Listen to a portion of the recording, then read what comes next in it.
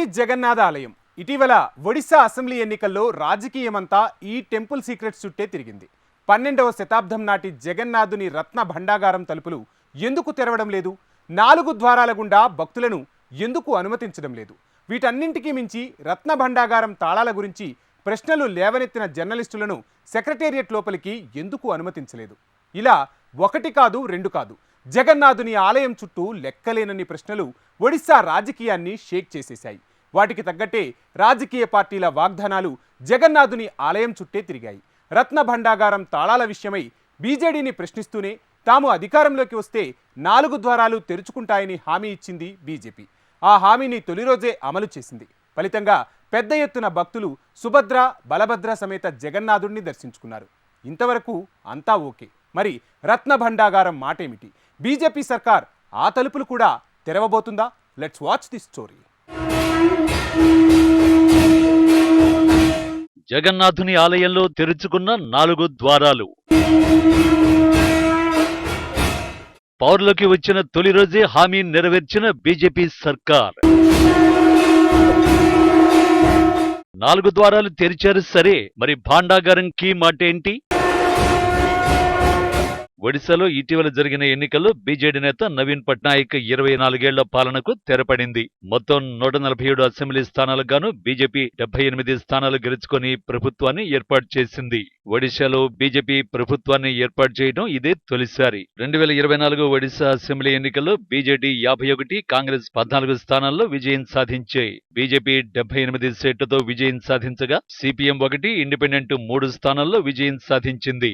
2019 assembly ఎన్నికల్లో నవీన్ పట్నాయక్ నేతృత్వంలోని party 113 సీట్లు గెలుచుకుంది. తాజా లోక్సభ ఎన్నికల్లో ఒడిశాలోని 21 లోక్సభ స్థానాలకు గాను బీజేపీ 20 స్థానాలు గెలుచుకోగా కాంగ్రెస్ 1 స్థానాన్ని గెలుచుకుంది. ఒడిశా ఎన్నికల్లో బీజేపీ విజయానికి అనేక కారణాలున్నాయి. అందులో ముఖ్యమైనది అగ్రనేతల ప్రచారం. ఒడిశాను ప్రతిష్టాత్మకంగా తీసుకున్న బీజేపీ అగ్రనేతలు ఒడిశా నలుమూలలా ప్రచారం చేశారు. ప్రధాని మోడీ స్వయంగా 2 రోడ్ షోలు నిర్వహించడంతో పాటు 10 ఎన్నికల ర్యాలీల్లో ప్రసంగించారు. బీజేపీ కేంద్ర నేతలు రాష్ట్ర వ్యాప్తంగా కనీసం 245 ఎన్నికల సభల్లో పాల్గొన్నారు. ప్రధాని మోడీతో పాటు అమిత్ షా, జేపీ నడ్డా, రాజ్నాథ్ సింగ్, నితిన్ గడ్కరీ, స్మృతి ఇరానీ, హేమమాలిని వంటి పార్టీ అగ్రనేతలు ప్రచారం చేశారు. లోక్సభ ఎన్నికలతో పాటు అసెంబ్లీ ఎన్నికలు జరగడం కూడా బీజేపీకి కలిసి వచ్చింది. కానీ బీజేడీ ఓటమికి మాత్రం one and only reason Puri జగన్నాథుని రత్న భాండాగారం. पिछले 6 साल से श्री रत्न भंडार की चाबी का अता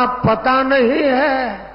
6 साल हो गए, रत्न भंडार की चाबी खो गई है। इसके पीछे का बहुत बड़ा राज बीजेडी सरकार और मुख्यमंत्री को घेरा डाल करके जो लोगों ने कब्जा किया हुआ है ना, वो सीधे सीधे जिम्मेवार है. ఒడిశా రాజకీయంలో టర్నింగ్ పాయింట్ ఇదే. ఈ ప్రభుత్వ హయాంలో జగన్నాథుడి ఆలయం సురక్షితంగా లేదు. గత 6 ఏళ్ల నుంచి రత్న భాండాగారం తాళం చెవులు కనిపించడం లేదు అని మోడీ విమర్శించారు.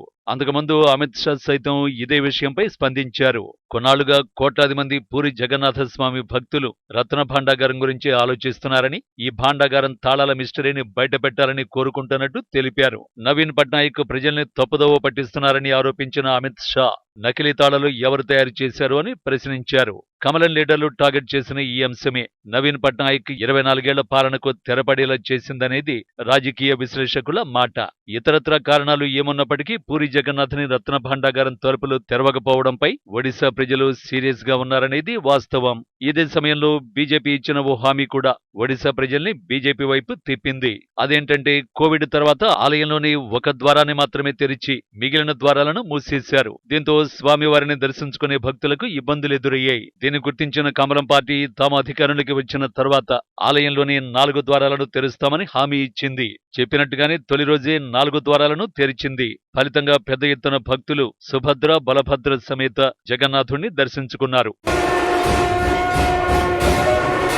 నిజానికి కోవిడ్ పరిస్థితులు చక్కబడిన తర్వాతే 4 ద్వారాలను తెరవాలనే డిమాండ్ మొదలైంది. కానీ నవీన్ పట్నాయక్ సర్కారు పట్టించుకోలేదు. ఇదే సమయంలో గత ప్రభుత్వం మరో తప్పు కూడా చేసింది. ఆ తప్పేంటంటే జగన్నాథుని రత్న భాండాగారం తలుపులు తెరవకపోవడాన్ని, దాని తాళాల విషయంలో కొందరు జర్నలిస్టులు ప్రభుత్వాన్ని ప్రశ్నించడం మొదలుపెట్టారు. ప్రభుత్వం ఆ ప్రశ్నలకు సమాధానం ఇవ్వకపోగా ప్రశ్నించిన జర్నలిస్టులకు కోవిడ్ పేరుతో సెక్రటేరియట్లోకి అడుగు పెట్టకుండా చేసింది. ఇది కూడా అస్త్రంగా మారింది. అధికారం చేపట్టిన తొలి రోజే ఆలయంలోని 4 ద్వారాలను తెరిపించిన బీజేపీ సర్కార్ గత ప్రభుత్వం అడ్డుకున్న జర్నలిస్టుల్ని సచివాలయంలోకి స్వాగతించింది. ఈ మొత్తం ఎపిసోడ్ లో ఒడిశా గత ప్రభుత్వం ఎందుకిలా మొండిగా వ్యవహరించిందో ఎవరికీ అంతు చిక్కలేదు. ఆలయంలోని 4 ద్వారాలు తెరవడానికి వచ్చిన ఇబ్బందులేంటో చెప్పే ప్రయత్నము చేయలేదు. దీంతో బీజేపీ ఆరోపిస్తున్నట్టు పట్నాయక్ ప్రభుత్వంలో జగన్నాథుని ఆలయానికి భద్రత లేదనే భావన జనం నమ్మారు. ఫలితంగా నవీన్ పట్నాయక్ 24 ఏళ్ల పాలనకు తెరదించి తొలిసారి బీజేపీకి పట్టం కట్టినట్టు కనిపిస్తోంది. అయితే ఆలయంలోని 4 ద్వారాలను తెరిపించినంత మాత్రాన బీజేపీ హామీ నెరవేరినట్టు కాదు. బీజేడీని పదే పదే టార్గెట్ చేసిన రత్న భాండాగారాన్ని తెరవాల్సిన బాధ్యత కూడా మాంఝీ సర్కారుపై ఉంది. ఓ రకంగా ఒడిశా జనం బీజేపీని గెలిపించడానికి అసలు రీజన్ కూడా ఇదే. ఎందుకంటే రత్న భాండాగారం భద్రతపై చాలా ఏళ్లుగా భక్తుల్లో అనుమానాలు ఉన్నాయి. The mysterious God. ఇండియా మొత్తాన్ని శాసించి మన సంపదను దోచుకు వెళ్లిన బ్రిటిషర్లు జగన్నాథుని ఇలానే పేర్కొన్నారు. దేశ సంపదనంతా దోచుకోగలిగారు కానీ జగన్నాథుని రత్న భాండాగారం తలుపును కూడా టచ్ చేయలేకపోయారు. పైగా శ్రీక్షేత్రం సంపద దొంగల పాలు కాకుండా ఉండేందుకు భారీ భద్రతను ఏర్పాటు చేశారు. అయితే అదంతా గతం. ఇప్పుడు మాత్రం బ్రిటిషర్లు దోచుకోలేకపోయిన జగన్నాథుని సంపద ఎంతవరకు భద్రమన్నదే అసలు ప్రశ్న అంతా. కొన్ని దశాబ్దాలుగా రత్న భాండాగారం తలుపులు తెరుచుకోవడం లేదు. 50 ఏళ్లకు ముందు ఆ తలుపులు తెరిచినా నిలువెత్తు సంపదను అంచనా వేయలేకపోయారు. ఆ తర్వాత తెరుద్దామన్నా కుదరలేదు. దీనికి కారణం ఆ పురాతన రత్న భాండాగారం తలుపులకు సంబంధించిన తాళం కనిపించకుండా పోవడమే. ఆ తాళం ఎలా మిస్ అయింది, ఎవరి దగ్గర ఉంది అనే ప్రశ్నలు ఏళ్ల తరబడి తొలిచేస్తూనే ఉన్నాయి. దీంతో ఆ మిస్టరీని ఛేదించడానికి ఒడిశా సర్కార్ చాలా కాలం క్రితం ఓ కమిటీని నియమించింది. 2018 నవంబర్ 30 జస్టిస్ రఘువీర్ దాస్ కమిషన్ కనిపించకుండా పోయిన తాళానికి సంబంధించిన నివేదికను ప్రభుత్వానికి అందించింది ఆ రోజే. కానీ ఇది జరిగి 6 ఏళ్లు పూర్తయిపోయినా ఆ నివేదికలో ఏముందనేది బయటకు వచ్చిందే లేదు. 324 పేజీల రిపోర్టులో ఎలాంటి అంశాలు పొందుపరిచారో నవీన్ పట్నాయక్ సర్కార్ బయట ప్రపంచానికి తెలియనివ్వలేదు. ఇదే సమయంలో ఆ న్యాయ విచారణ కోసం ఎంత ఖర్చు చేశారో తెలుసా? అక్షరాల 22,27,918 రూపాయలు. మరి ఇంత ఖర్చు చేసి అంత సమయం కేటాయించి 324 పేజీల రిపోర్టు చేతికందిన తర్వాత కూడా దానిపై సర్కారు ఎలాంటి ప్రకటన చేయకపోవడం నేటికి మిలియన్ మార్క్ మిస్టరీగానే మిగిలిపోయింది. పూరి జగన్నాథ ఆలయం కింది భాగంలో ఈ రత్న భాండాగారం ఉంది. ఇందులో 2 భాగాలున్నాయి. 12వ శతాబ్దంలో రాజులు సమర్పించిన అనేక వజ్ర రత్నాభరణాలు ఇక్కడే ఉన్నాయి. ఆలయంలో రోజువారీ పూజలు నిర్వహించేందుకు అవసరమైన నగలు, నిధి పై భాగంలో ఉంటాయి. మిగతా ఆభరణాలు ఖజానా కింది భాగంలో భద్రపరుస్తారు. లోపలి భాగంలో వెలకట్టలేనంత అపార సంపద ఉందని భావిస్తుంటారు. దీని తాళాలు కొన్నేళ్లుగా కనిపించకుండా పోయే. దీంతో ఆ ఆభరణాలు భద్రంగా ఉన్నాయా లేదా అన్న దానిపై భక్తుల నుంచి అనుమానాలు వ్యక్తమవుతున్నాయి. ఈ నేపథ్యంలో హైకోర్టు ఆదేశాల మేరకు భాండాగారం తలుపులు తెరిచేందుకు 2018 ఏప్రిల్ 4న నిపుణుల బృందం పరిశీలనకు వెళ్లింది. అయితే రహస్య గది తాళం చెవి లేకపోవడంతో లోపలకు వెళ్లలేకపోయింది. కిటికీ ద్వారా వెలుపల నుంచి పరిశీలించిన బృందంలోని సభ్యులు పైకప్పుల పెచ్చులు ఊడడం, గోడల్లో తేమ ఉండడాన్ని గమనించారు. వెంటనే మరమ్మతులు చేయకపోతే రత్న భాండాగారానికి ముప్పు ఉందని హెచ్చరించారు. ఇది జరిగిన కొన్నాళ్లకు ఆ గదికి సంబంధించిన ఒక డూప్లికేట్ తాళం దొరికిందని ప్రభుత్వం వెల్లడించింది.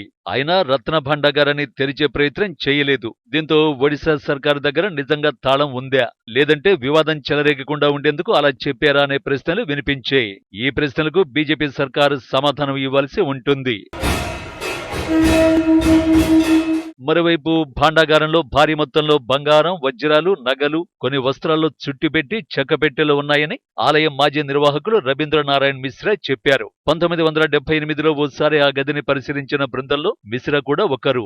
ఆ సమయంలో తమిళనాడు, గుజరాత్ల నుంచి నిపుణులను పిలిపించినప్పటికీ అందులోని ఆభరణాల విలువను మాత్రం లెక్కకట్టలేకపోయారు. తిరిగి 1985లో ఆ రత్న భాండాగారాన్ని తెరిచి చూసినప్పటికీ కొత్త జాబితాను మాత్రం రూపొందించలేదు. వాస్తవానికి జగన్నాథుడి సన్నిధిలో విలువైన ఆభరణాలకు సంబంధించి ఒడిశా అసెంబ్లీలోనూ చర్చ జరిగింది.